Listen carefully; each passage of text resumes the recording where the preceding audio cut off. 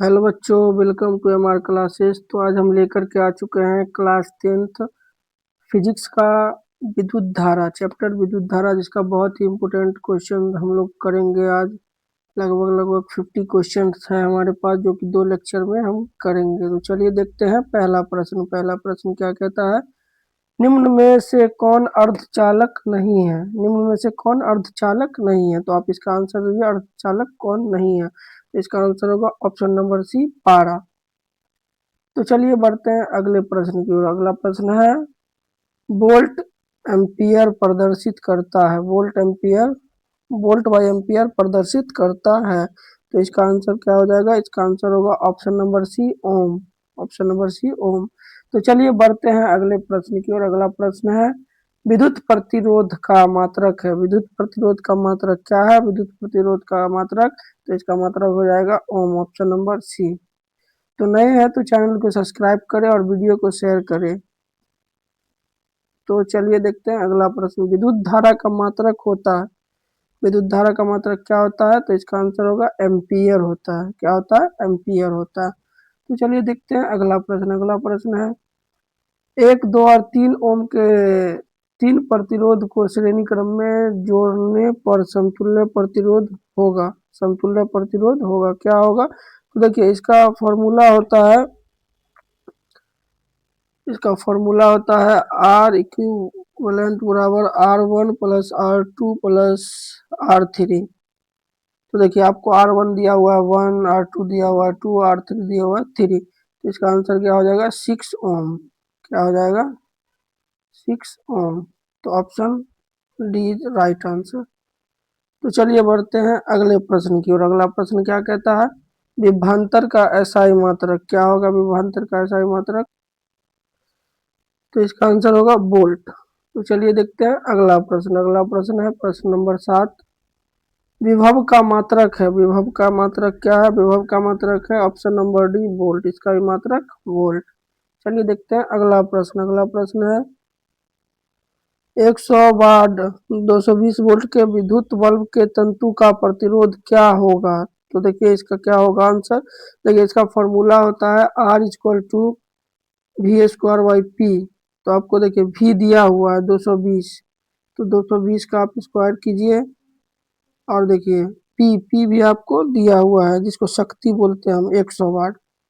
तो 100 दिया हुआ है, तो देखिए 220 का स्क्वायर आप कीजिएगा तो हो जाएगा 48,400 वी स्क्वायर बट्टा आपको हो जाएगा 100 वाट। तो आप इसको काटिएगा तो आपको आर निकल के आ जाएगा 484 ओम। तो इसका आंसर क्या होगा? इसका आंसर होगा ऑप्शन नंबर बी, 484 ओम।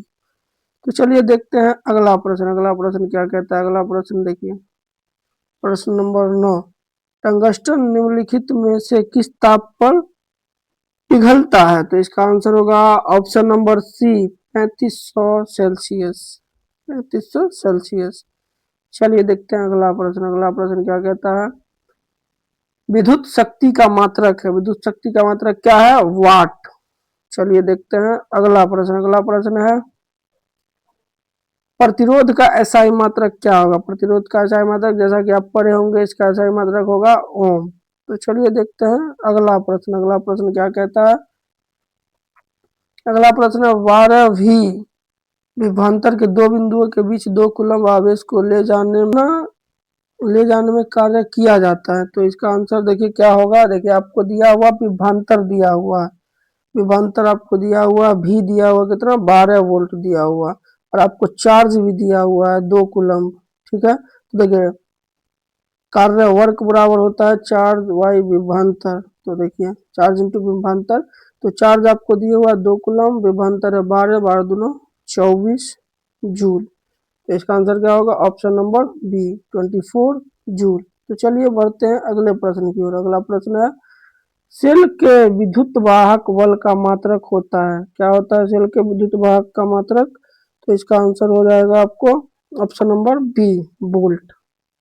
चलिए बढ़ते हैं अगले प्रश्न की ओर। अगला प्रश्न क्या कहता है, एक एमीटर के स्केल पर 0 तथा 2 एम्पियर के बीच 20 विभाग है, इसका अल्पमांक है। तो देखिए इसका अल्पमांक कैसे हम निकालेंगे। देखिए माप की सीमा आपको दिया हुआ, माप की सीमा क्या दिया हुआ, 2 एम्पियर से 0 एम्पियर दिया हुआ है, यानी कि 2 एम्पियर दिया हुआ है।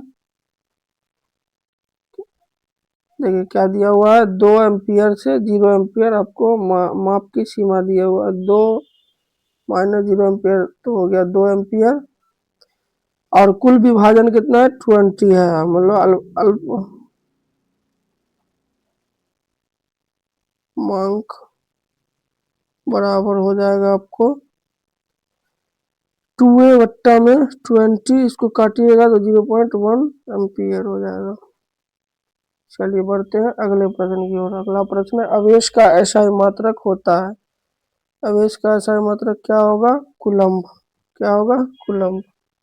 चलिए बढ़ते हैं अगले प्रश्न की ओर। जब किसी चालक तार से विद्युत धारा प्रवाहित होती है तो गतिशील कण होता है। गतिशील कण क्या होता है, तो ऑप्शन नंबर डी आपने पढ़ा होगा, इलेक्ट्रॉन होता है। तो चलिए बढ़ते हैं अगले प्रश्न की ओर। अगला प्रश्न, निम्नलिखित में कौन विद्युत का सुचालक है। निम्नलिखित में कौन विद्युत का सुचालक है, तो इसका आंसर होगा ग्रेफाइट। तो चलिए देखते हैं अगला प्रश्न। अगला प्रश्न है विभवांतर का मात्रक। तो आपने पढ़ा होगा विभवांतर का मात्रक क्या होता है, वोल्ट। क्या होता है, वोल्ट। तो चलिए देखते हैं अगला प्रश्न। अगला प्रश्न क्या है, विद्युत बल्ब का तंतु किस धातु का बना होता है। तो आपने पढ़ा होगा विद्युत बल्ब का तंतु किस धातु का बना होता है, टंगस्टन का बना होता है। चलिए देखते हैं अगला प्रश्न। अगला प्रश्न है 20 ओम 10 ओम एवं 20 ओम के दो प्रतिरोध को श्रेणी क्रम में जोड़ने पर समतुल्य प्रतिरोध होगा। तो इसका देखिए समतुल्य प्रतिरोध R + R2 को दिया हुआ R1 10 ओम, R2 दिया हुआ 20 ओम, यानी कि 30 ओम हो जाएगा इसका आंसर। तो option number C is the right answer. तो चलिए बढ़ते हैं अगले प्रश्न की ओर। अगला प्रश्न है, किसी बल्ब से 220 भी तक पर 2 एम्पियर की धारा प्रवाहित होती है तो फिलामेंट का प्रतिरोध होगा। फिलामेंट का प्रतिरोध क्या होगा, तो R इक्वल टू होता है V बाई आई। तो V आपको दिया हुआ 220 और I आपको दिया हुआ 2, इसको काटिएगा तो हो जाएगा 110 ओम। 110 ओम इज द राइट आंसर। चलिए देखते हैं अगला प्रश्न। अगला प्रश्न है, बैटरी से किस प्रकार से धारा प्राप्त होती है। तो कैसा धारा प्राप्त होता है आपको पता होगा, डीसी। आपने सुना भी होगा डीसी। चलिए बढ़ते हैं अगला प्रश्न को। मीटर को विद्युत परिपथ में कैसे जोड़ा जाता है। मीटर को विद्युत परिपथ में कैसे जोड़ा जाता है, तो श्रेणी क्रम में जोड़ा जाता है। तो चलिए देखते हैं अगला प्रश्न। अगला प्रश्न है, तो वोल्ट मीटर को विद्युत परिपथ में कैसे जोड़ा जाता है। तो इसका आंसर होगा, जोड़ा जाता है तो इसका आंसर होगा ऑप्शन नंबर बी, समानांतर क्रम में। चलिए देखते हैं अगला प्रश्न। अगला प्रश्न है, विभवांतर मापने वाले यंत्र को कहा जाता है। क्या कहा जाता है, विभवांतर मापने वाले यंत्र को वोल्ट मीटर कहा जाता है। तो यहाँ आपका इस लेक्चर 1 में हम लोगों ने 25 क्वेश्चन देखा है, और हम आगे 26 से और 50 तक हम नेक्स्ट लेक्चर में देखेंगे। तब तक के लिए थैंक यू। तो मिलते हैं नेक्स्ट लेक्चर में। आप लोग इसको शेयर करें और कमेंट में ज़रूर आप लोग बताएं कि कैसा लगा आपको ये लेक्चर। Thank you.